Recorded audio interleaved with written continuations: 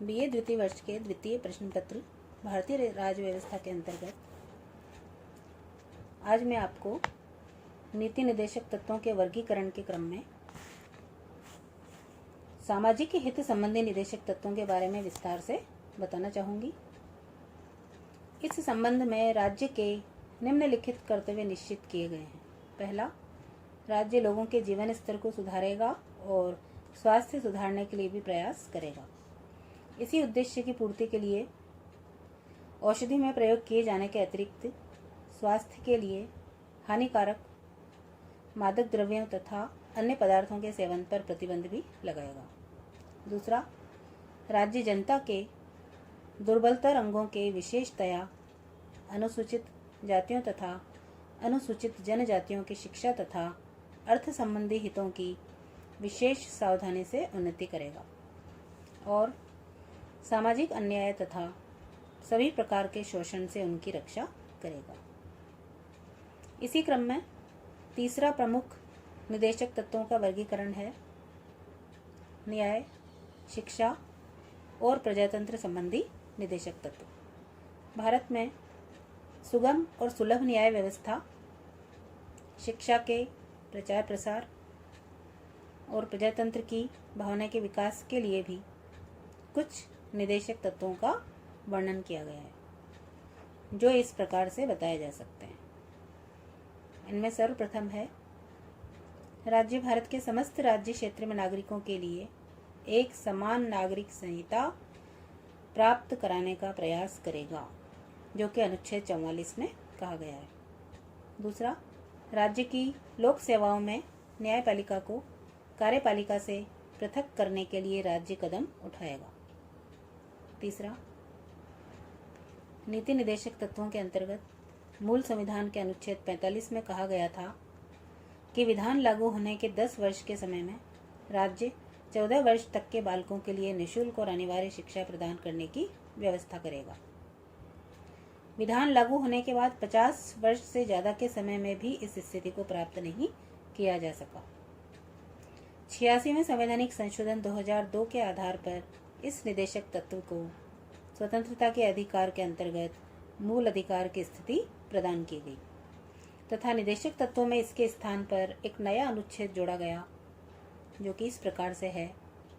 राज्य प्रारंभिक बाल्यावस्था में देखभाल और 6 वर्ष से कम उम्र के बच्चों की शिक्षा के लिए प्रयास करेगा।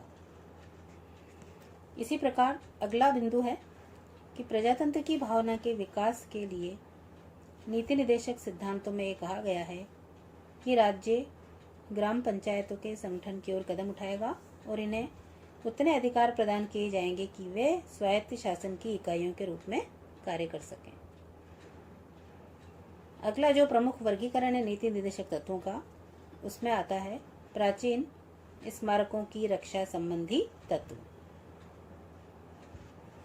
इन निदेशक तत्वों के द्वारा प्राचीन स्मारकों, कलात्मक महत्व के स्थानों और राष्ट्रीय महत्व के भवनों की रक्षा का कार्य भी राज्य को सौंपा गया है।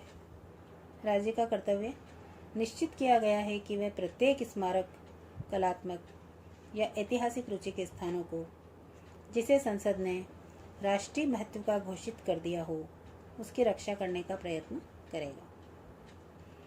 42वें संवैधानिक संशोधन में ये कहा गया है कि राज्य देश के पर्यावरण की रक्षा और उसमें सुधार का प्रयास करेगा।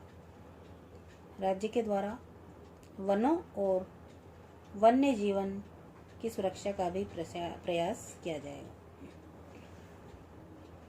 5वां सबसे महत्वपूर्ण नीति निदेशक सिद्धांत है अंतर्राष्ट्रीय शांति और सुरक्षा संबंधी निदेशक तत्व। हमारे देश का आदर्श सदैव ही वसुधैव कुटुंबकम का रहा है और हमने सदैव ही शांति तथा जियो और जीने दो के सिद्धांत को भी अपनाया है। इसी आदर्श को हमारे संविधान के अंतिम निदेशक तत्व में इस प्रकार से बताया गया है कि राज्य अंतर्राष्ट्रीय क्षेत्र में निम्नलिखित आदर्शों को लेकर चलने का प्रयास करेगा, जिसमें पहला है अंतर्राष्ट्रीय शांति और सुरक्षा में वृद्धि। दूसरा है राष्ट्रों के बीच न्याय और सम्मानपूर्ण संबंध स्थापित रखना।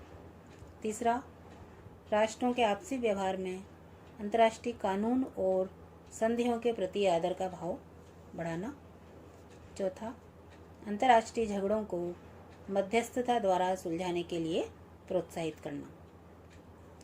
तो नीति निदेशक तत्वों के इस व्यापक वर्णन के आधार पर यह कहा जा सकता है कि इन तत्वों के आधार पर भारत में वास्तविक प्रजातंत्र की स्थापना हो सकेगी और हमारा देश एक ऐसा लोक कल्याणकारी राज्य बन सकेगा कि जिसमें प्रत्येक व्यक्ति को स्वतंत्रता, समानता तथा सामाजिक न्याय प्राप्त हो सके।